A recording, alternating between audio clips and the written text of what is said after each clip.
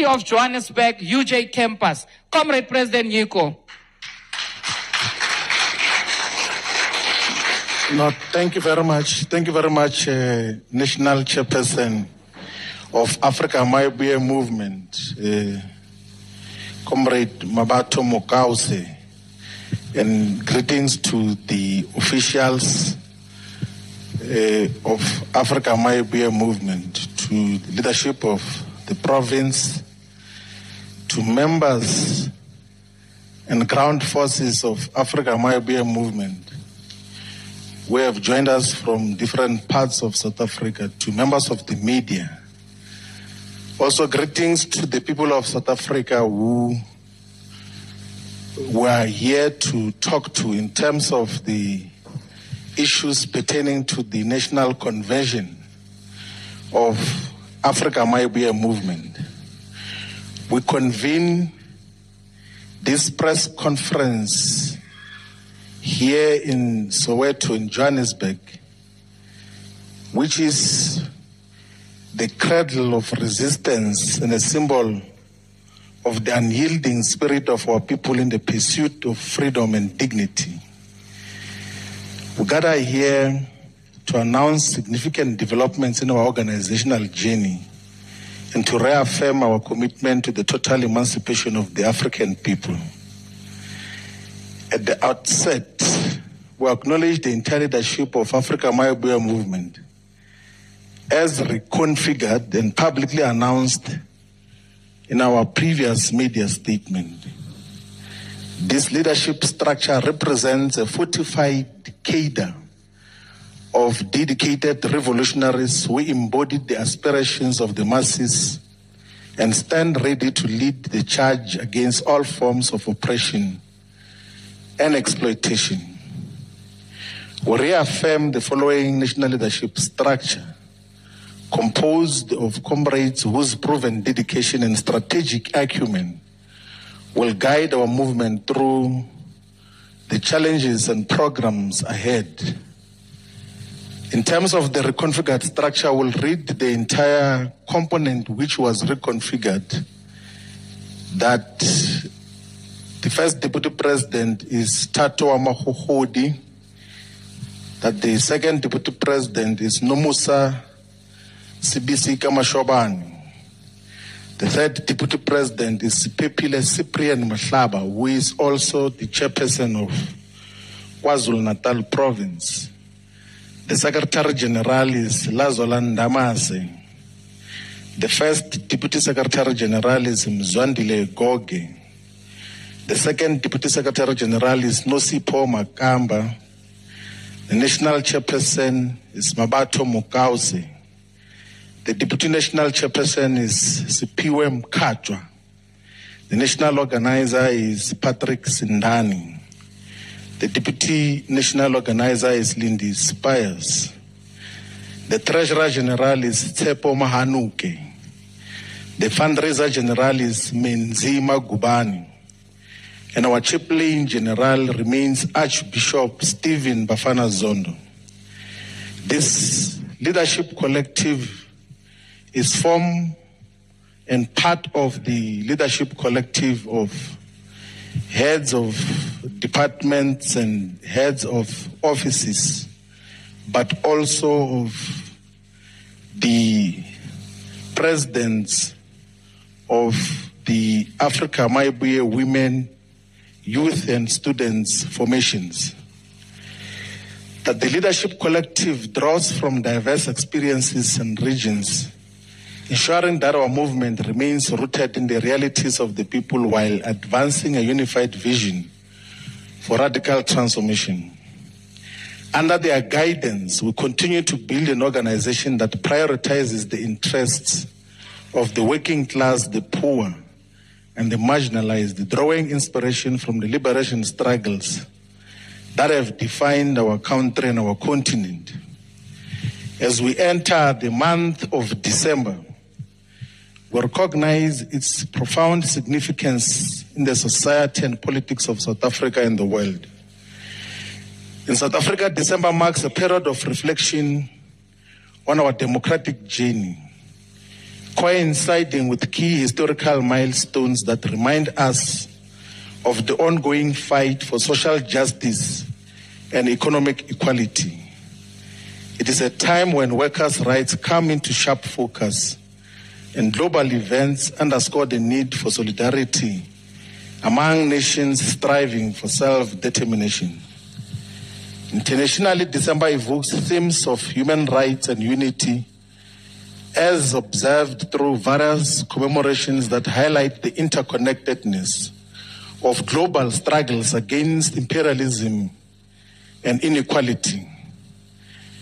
As we stated in a media statement which we publicly issued on the 1st of December, we as Africa Mayibuye Movement reaffirm our congratulatory message to the Congress of South African Trade Unions, COSATU, on its 40th anniversary. COSATU was founded on the 1st of December 1985 and has stood as a beacon of workers' power, uniting diverse unions in the battle against apartheid and capitalist exploitation.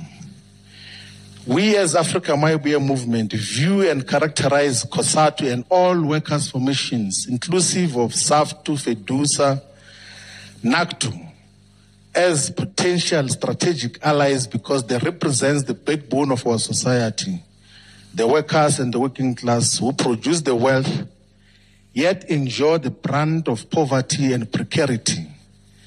Our movement commits to forging deeper alliances with these workers' formations to advance a shared agenda of economic emancipation and social justice now. The Africa Mayibuye Movement has resolved to establish a workers' desk which will provide assistance and prioritize the following sectors: EPWP workers, CWP workers, security guards, petrol attendants, retail chain stores workers, farm workers. These workers represent the economy's backbone, yet face denial of dignity. The Mayibuye Workers' Desk will be convened by Comrade Mzwandile Goge, who will establish workers' desks at provincial, regional, sub-regional and ward levels of the movement. The workers' desks is not a replacement of unions, but will reinforce the work of all unions, irrespective of partisan affiliation, to assist the plight of workers in all sectors and all workplaces in South Africa. Furthermore, we reaffirm our congratulatory messages to the United Arab Emirates on the occasion of their National Day, which was celebrated on the 2nd of December, yesterday.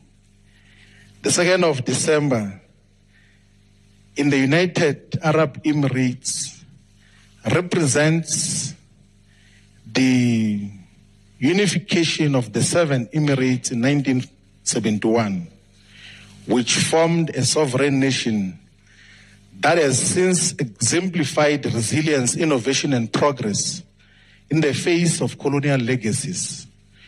We draw parallels between the UAE's journey towards unity and our own aspirations for a united Africa free from external domination and internal divisions. We take this opportunity, the people of South Africa, ladies and gentlemen, ground forces of Africa Mayibuye Movement, to announce again with great confidence that this coming weekend of the 5th to the 7th of December 2025, Africa Mayibuye Movement will hold its inaugural national convention here at the University of Johannesburg, Soweto campus. This important event will serve as a pivotal moment in our organizational development, where we will deliberate on policies, strategies, and programs to accelerate the liberation of our people. The convention will bring together delegates from all provinces of South Africa, alongside our political partners and strategic allies, affiliated structures representing the youth, students, women, traditional leaders, and religious leaders. These representatives will engage in robust discussions to chart a course towards total freedom and emancipation now, addressing the pressing issues that afflict our communities and nation. We take this opportunity to remind all the identified delegates from provinces, regions, and sub-regions that they should pay for the registration fee for the National Convention, because the resources raised from registration fees are extremely important for the National Convention to happen and to be successful. Ladies and gentlemen, the people of South Africa, in the intervening period, the movement has engaged actively in a variety of political, social, and religious activities and programs. These initiatives have strengthened our grassroots presence and deepened our connections with the masses.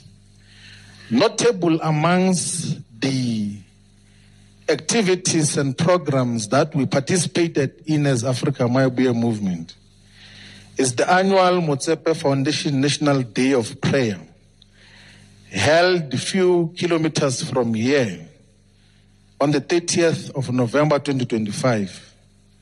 This gathering united religious denominations and institutions that represents the majority of the people of South Africa, fostering a collective call for spiritual and societal renewal.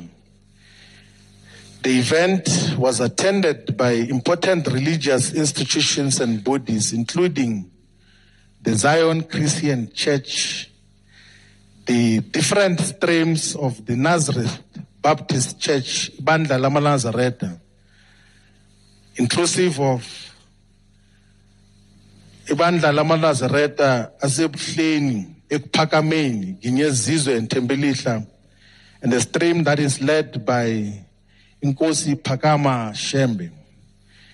The event was also attended by the Bantu Church of Christ, the International Pentecostal Holiness Church, the Roman Catholic Church of South Africa, the Anglican Church of Southern Africa, the Methodist Church of Southern Africa, the Apostolic Faith Mission of South Africa, the Evangelical Lutheran Church of Southern Africa, the Presbyterian Church of Africa, the Baptist Union of South Africa, the Seventh-day Adventist Church of South Africa, the Assemblies of God of South Africa, the Full Gospel Church of God in Southern Africa, the United Congregational Church of Southern Africa, the Moravian Church in South Africa, the Reformed Churches in Africa, and the Ethiopian Episcopal Church and the United Apostolic Church.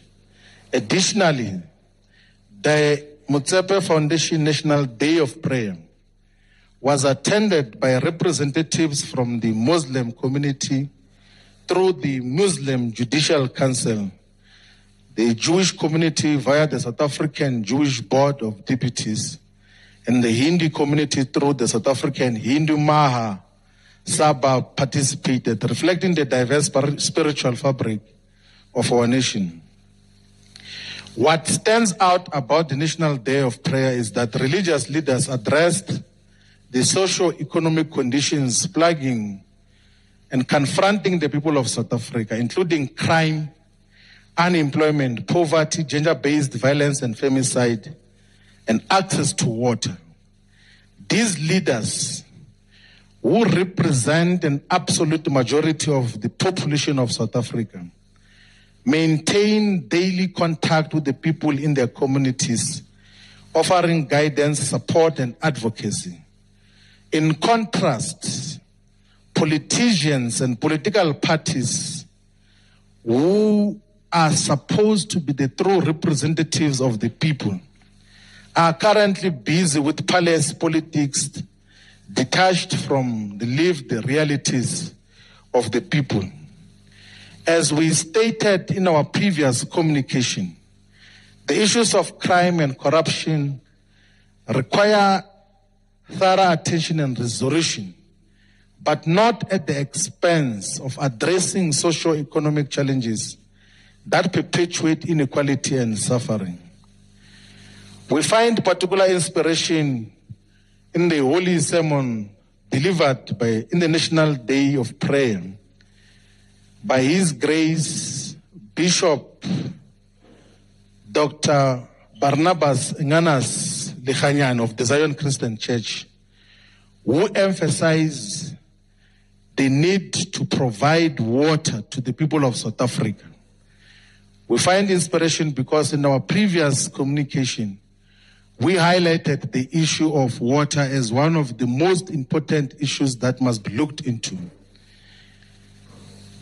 His Grace Bishop B.E. Lekhanyan also spoke about the high levels of corruption, which he described as choking the nation and existing at high-grade level, eroding the moral fabric of society.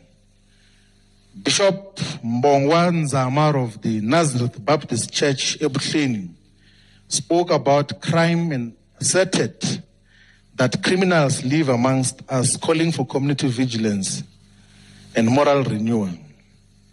His Grace the Comforter, FLG Modise of the International Pentecostal Holiness Church, spoke about the need for unity, urging the nation to overcome divisions that hinder progress. Apostle Simon Mukwena of the Tyrannus Apostolic Church spoke about the long-standing principle of loving one another and encouraged children to respect their parents, fostering family values as a foundation for societal stability.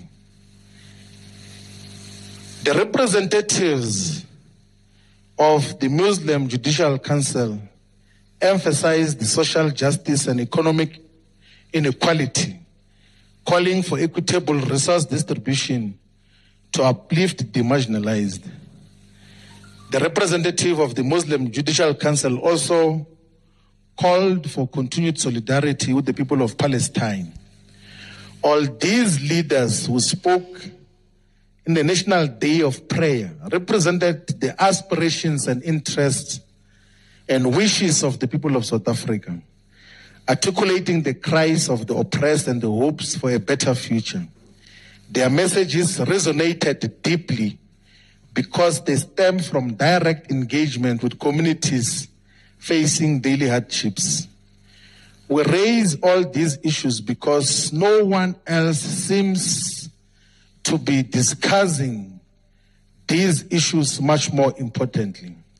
Because political leaders, all the represented political leaders, remain preoccupied with palace politics, internal power struggles, and elite negotiations that ignore the plight of ordinary citizens.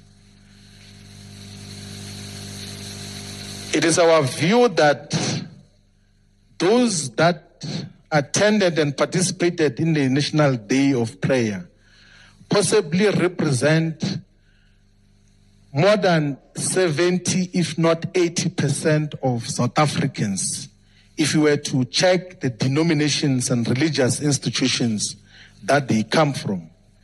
And in all their interventions, not once did they refer to palace politics. They spoke about the conditions and aspirations of the people, the issues of water, the issues of unemployment, the issues of jobs, the issues of gender-based violence and femicide, the issues of infrastructure that must be improved in our communities.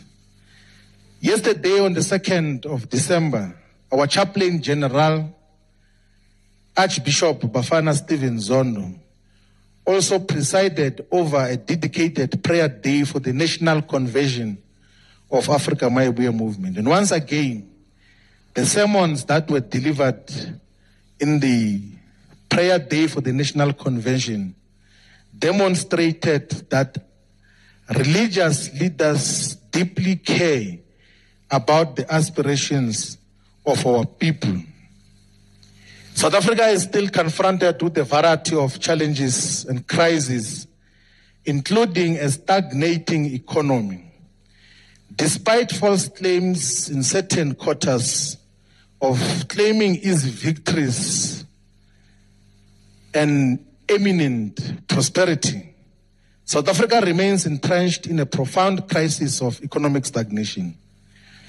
The projections of this year of 2025 indicate that the economy will expand by a mere 0.9%, again less than 1%, a rate that is far behind the population growth. And this will result in a declining of GDP per capita. This low economic growth reflects structural impediments, including reduced productivity in public enterprises and inadequate reforms to foster sustainable and reliable development of the productive forces, otherwise referred to as economic growth. And such stagnation of the economy will hamper the creation of jobs and will perpetuate high levels of unemployment and inequality, undermining the aspirations of millions who seek dignified existence. The ramifications or consequences of a stagnated economy extend far beyond the immediate fiscal constraints, because the nature of a stagnating economy means that more and more of our people will remain in absolute poverty with no clear signs of how they're going to exit from the high levels of poverty. We as Africa Mayibuya Movement reaffirm our call for the establishment of a commission of inquiry into the black poverty, the poverty of black people. We need to speak to what causes black poverty and how do we permanently remove black poverty in our communities, because black people continue to be the poorest of all the population groups in South Africa. We have produced a substantial policy position on how this commission should be handled and how its outcomes should be binding and effective in addressing poverty, instead of the futile commissions that have taken place thus far. Africa Mayibuya Movement also calls for a dedicated focus on the provision of clean and drinkable water for all communities that currently lack this essential resource, because water is life and its absence perpetuates and continues the suffering and diseases amongst our people. We demand that the national government should use Section 23 of the Disaster Management Act to declare water shortages as a national disaster until all water crises and shortages have been addressed in all communities in South Africa. Demarcating water shortages as a national disaster will allow for enhanced intergovernmental coordination and emergency funding to address the crisis of water shortages.